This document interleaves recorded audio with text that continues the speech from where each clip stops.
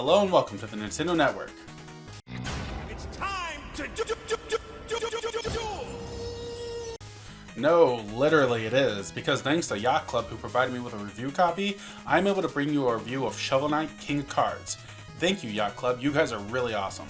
But have they dug up another gem in the series, or is this game doomed for the discard pile? Let's find out. King of Cards is the final game of the Shovel Knight Treasure Trove game pack. Each game after the original let you play the backstory of one of the Order of No Quarter members, with Plague Knight and Plague of Shadows and Spectre Knight and Spectre of Torment. And here's my 5-second reviews of each. Shovel of Hope is awesome, Plague of Shadows I suck at and don't really enjoy the slower gameplay as much as the others, and Spectre of Torment is pure enjoyment and awesome. Now each of the games have many similarities. A lot of the stages are based off ones of before. Enemies are often reused, but those are non-issues because each of the games get their uniqueness from how the characters play. And King Knight plays really well. His main move, the shoulder bash, that allows him to, you guessed it, bash into his opponents. It can also be used to hit certain walls and objects to give King Knight a small boost in the air and spin.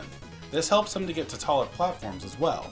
The gameplay is a bit faster than Shovel Knight and a bit slower than Spectre Knight, and I think it's a good balance. But where does the title King of Cards come from? Well, the story mostly. Many years before the original Shovel Knight, and before King Knight was a part of the Order of No Quarter, King Knight went on a journey to play the most popular card game, Joustus. King Knight sought out to defeat the three most powerful players of Joustus, the Joustus Judges. His goal is to defeat them and get a kingdom of his own, and gain the title of King of Games, or King of Cards, I mean. Okay, let me check the script to see if there's any more Yu-Gi-Oh jokes. Okay, a few. But come on, this seems very Yu-Gi-Oh-esque. And honestly, one of the game's biggest shortcomings is there's no Seto Kaiba. Okay, back on track. The Joustus game is the biggest difference between this and the other games.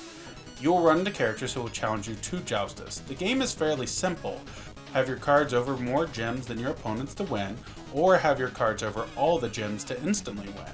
You place cards on the grid and can push other cards around, yours and your opponent's.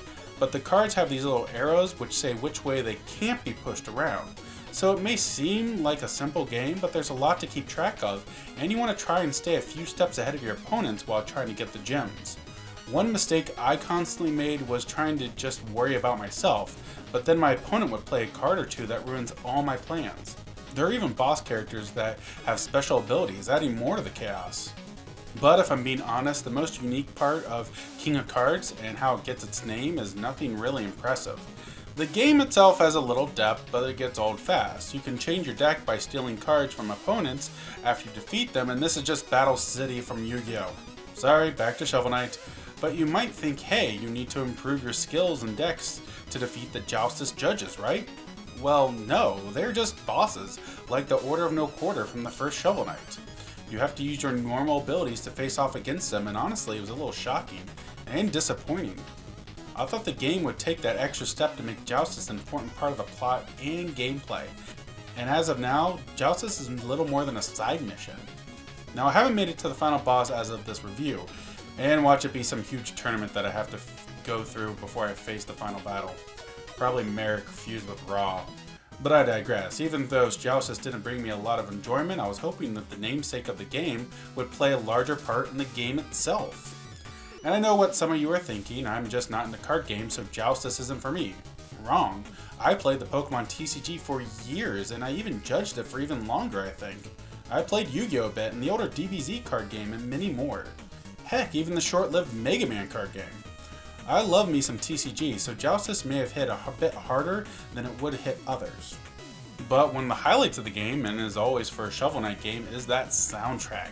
It is always a treat to hear these tunes. This is retro done right, mixing solid gameplay that is fun to speedrun but also rewards exploration, a story that continues to attempt to keep you engaged and is successful most of the time, and stellar music that is made from the NES era. Even with the Joustus distractions, I give Shovel Knight King of Cards 4 face-down cards out of 5. Last Yu-Gi-Oh! Joke, I swear. For this video. Thank you for joining me here at the Nintendo Network. What games in the Shovel Knight Treasure Trove do you like best? Let me know in the comments below. If you like this, make sure to hit that like button, subscribe, join my Discord, and consider helping me out on Patreon.